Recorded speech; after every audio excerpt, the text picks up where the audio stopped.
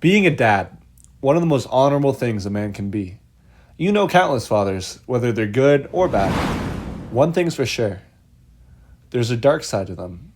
And now, I don't know if it's some forgotten animalistic instinct, but do not play with their daughters. I've had plenty of relationships, yet the fear of one's parents never struck me to the core quite like this one. Being my first real relationship, there were a lot of things I had absolutely zero experience with. And let me tell you, I've never experienced something like this since. My first girlfriend was a Middle Eastern girl, which I certainly wasn't used to being a white kid from the suburbs, but hey, I don't discriminate, you know? Coming with this territory, however, was some severely strict parents, and she let me know. Specifically her dad, who I had come to find out was a 6'4" retired bodybuilder. So let me tell you this. The first girl I dated had a brolic, stupidly religious dad with a taste for blood of anyone who even looked at his daughter. With this in mind, man, for this girl, I just didn't care. I was deep with this girl, man, and shit, I used to fall hard. So me and this girl had been dating for a couple months by this point, and I had little to no contact with her father at all. Her mother usually giving us the cosign for us to even hang out. And we went on dates stemming from going out in Boston, hanging out at my crib, to just going out to get food. One day, however, my town was throwing what we called Fair Day, with attractions like roller coasters, games, cotton candy, you know, all that shit. So I decided I was going to take her, and she was hyped. Yet with her mom away, it was her dad that needed convincing. And surprisingly, after much begging, her dad actually gave her the green light to go, with one condition, that she was home at 8. And that was no problem. Not being able to drive at the time, my dad said he could drive us back at 7:30. No stress. We get there at 5, and it's packed with kids from towns over. Needless to say, we do our thing. We go on rides, I win her a stuffed animal, you know, that cute shit. As 7:30 rolls by and my dad gets here, it seemed like a perfect night. I could tell she had a blast, we were laughing, and it just seemed like nothing could ruin this night. So he picks us up, and we start to drive on back to her. What? No. This can't be. It was supposed to be a 15-minute ride at most. What do you mean it's going to be an hour? My whole body gets a wave of anxiety.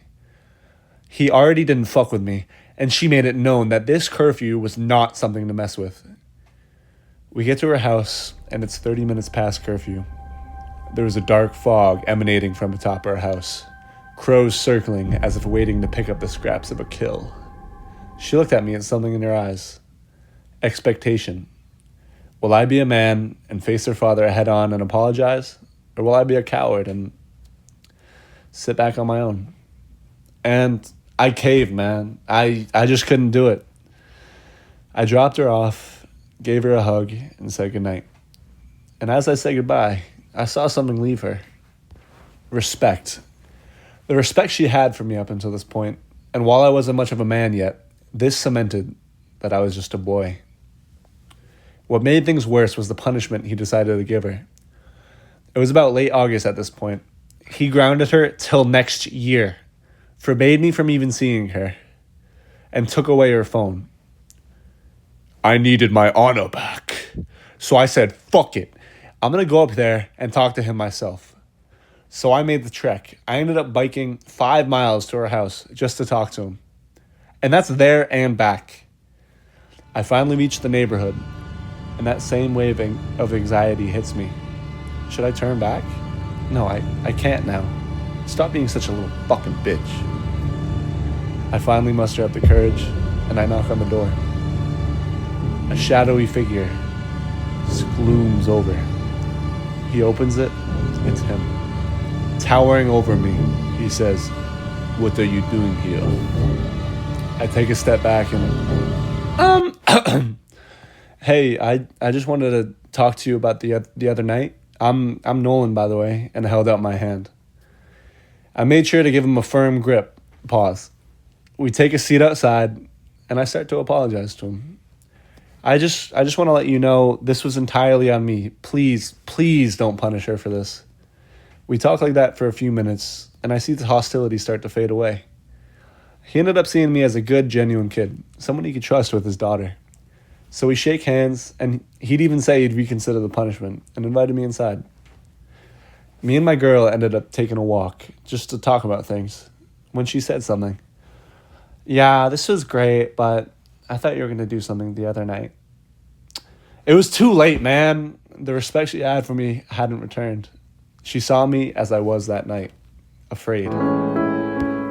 We ended up breaking up 2 weeks later, and man, I was distraught. But this taught me something, as all relationships should. What doesn't matter is the fear, but what you do in the face of it.